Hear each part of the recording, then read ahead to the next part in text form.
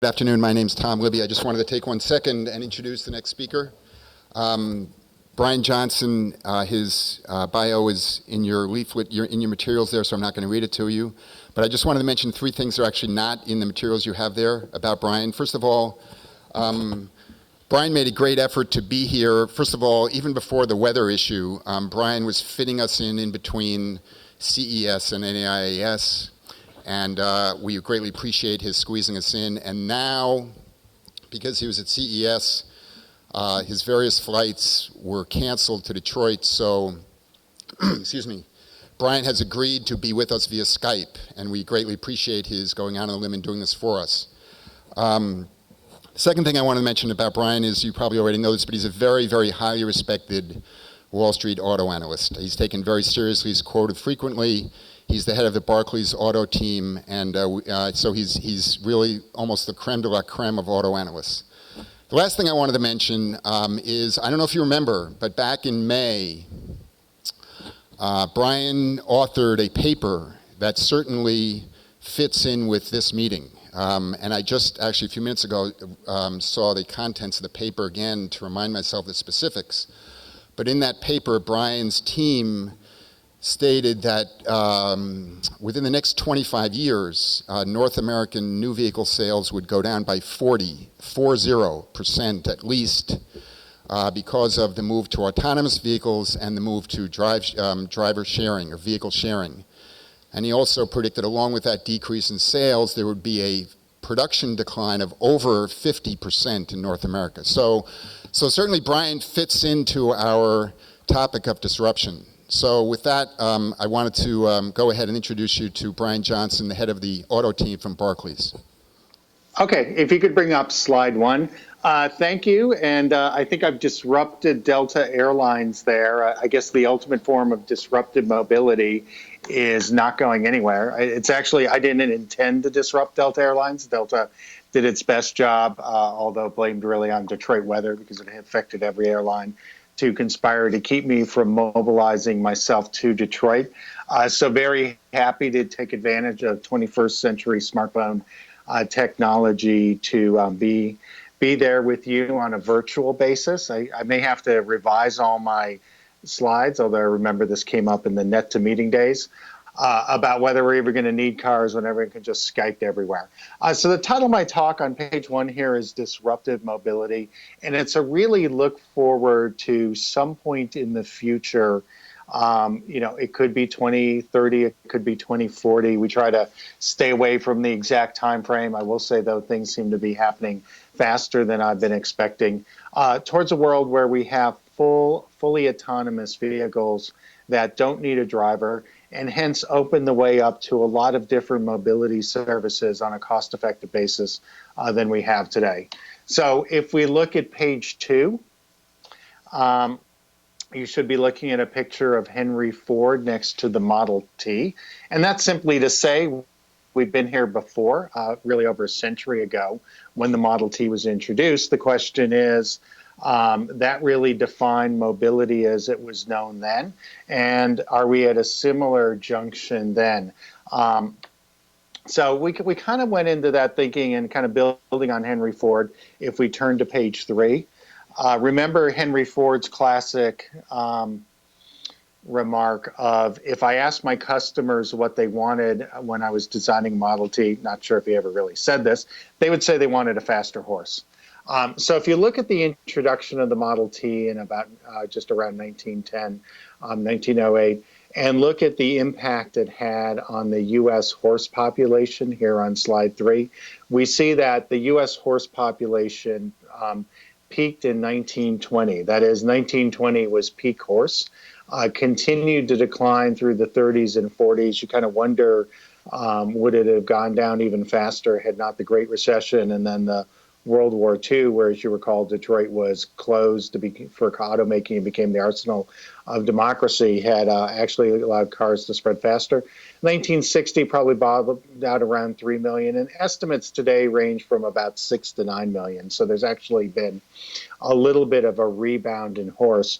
But we thought this was an interesting framework, not just because of the Henry Ford quote, but because horses really were providing mobility. And it got us thinking of the framework that Clayton Christensen does of what is the job to be done. And it's worth thinking, what was the job to be done by a horse? And how does that compare to the job to be done by a car? So if we look at page 4, where you should see a pie chart, this is our best estimate of current sales in the U.S. of vehicles by really the job to be done. Jobs to be done is a great framework. One of the classic illustrations of it was people don't buy a 3/16-inch drill. They really want to make a 3/16-inch hull. So similarly, don't people buy a horse or a car because they want a horse or a car? We're arguing, Professor Christensen would argue, they're doing that because they want to accomplish a job.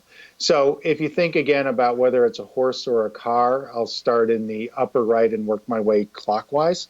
One of the key roles is to perform a work. If you look at the horses that remain today, you have things like horses on ranches and farms that are still used for work purposes. We think about 18% of the cars sold and trucks sold in the U.S. are used for work. Delivery vans, pickup trucks, some fleet vehicles for things like utilities. Second reason you might have a horse or a car is because you enjoy it. You enjoy the performance. We estimate that's about 10% of the market, and that's looking at both the sport car segment and then just a rough guess if you look at things about, for example, the upper trim on a Mustang with a V8, the upper trim on a BMW in terms of an M series. And similarly, horses survive today to be used for performance. People enjoy riding. If you think about the next category, status. Status is a way to convey to either other people your status in the world, or potentially that you get sort of a feeling of self-worth from being in a car and driving around a car that's not necessarily a mass market car. Based on luxury car sales, subtracting out some of the performance elements, we think that's about 18% of the market. And almost by process of elimination, that leads to about 50% of the market where the car is not being bought for work, for performance or status. It's really being bought as a means to get from point A to point B. And that's what we're calling the transport market. And as we'll see, that's the market we think will be most subject to disruption by mobility as a service. So let's kind of think, again, we're imagining in a future kind of somewhere between 2030 and 2040s when fully autonomous vehicles can basically go anywhere. So the first question is, where do traditional vehicles survive? We think before we even get to the framework of uses, we have to rule out rural areas where there simply won't be the density to provide shared autonomous vehicles, or if you will, Ubers without a dude. The good news is, while that covers a vast amount of land area in the U.S., it's only about 20% of the cars in use are located in census blocks where it's under 250 households per square mile. You can debate, and I've had some interesting discussions over the last few months with people in how much of the next category, where you're up to 250 to 1,000 households per square mile. So you're kind of talking about, 2-ish acre zoning, if you will. The interesting thing, if you look at Uber, it has penetrated some suburban areas. And when you go through the math, I've done it. Larry Burns did a piece. You probably remember him from GM. He's very active now in the disruptive mobility universe at Columbia, showing it applying to suburban areas. Some University of Texas researchers also found that it could well cover the fringes of the Austin area, that you can actually get fairly spread out in terms of having a viable ride-sharing kind of service. And of course, as we'll get to, the economics work much better when you don't have the person to pay for. So in terms of uses, we think that the work trucks will remain largely in a one-to-one ownership mode, although we do think that there will be some substitution, especially around pickup trucks and delivery vans, as businesses can more efficiently share their fleets within themselves or even across companies. For example, I originally thought that pickup trucks would not be at all affected. since talking to people as I've been doing this over the spring and summer. Realize that, for example, if a home builder were to own 6 pickup trucks, there's no reason that he or she couldn't consolidate down to 4 or 5 if they were autonomous. And basically, if they had projects going on in different parts of town that weren't too far away from each other, they could use the same pickup truck to take crews and supplies to both. So we do expect some substitution there, but really the rural areas and the light trucks, we think will be the light pickup trucks, the pickup trucks will be the stronghold. That's sort of good news for the big 3, given their heavy concentration in both areas. The next category is what we think the future of luxury is. And this corresponds to the categories of horses and jobs to be done, performance and status. That is, I just don't want to get from point A to point B. I want to have either a lot of fun doing this or a very luxurious experience in doing that. It's not something I necessarily want to share broadly with strangers. And so I give a lot of credit to kind of helping visualize this. If you look on page 6 now, to the Mercedes concept, you should see pictured on the right-hand side of page 6, where they call it the their concept vehicle. They had it at CS last year. I'm sure they'll have a fresher one than they come to Detroit this year. Where you see it's basically, I like to call it an Emirates Sky Suite on wheels. You could configure it for an office. You could imagine configuring it for conversational uses.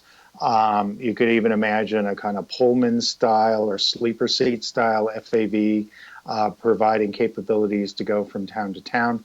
I'll give credit, University of Michigan Transportation Research Institute. I don't know if they're there today or not. They wrote a good paper on the concept of a family autonomous vehicle and showed how it could basically take one partner to work in the morning, come back, take the other partner to his or her job, or perhaps around town for social or errands, and then be available. The good news is, or the bad news is, that this would lead to a reduction in vehicles per household. We estimate 2.1 vehicles per household to 1.2 for kidney segment. There would be a scrappage offset, and I've been careful all along to kind of calculate the scrappage offsets, in that the annual miles traveled per vehicle would, of course, increase. And think about that, because it's returning empty to pick up the other partner, and it's also just used more intensively because it's not just used during the day.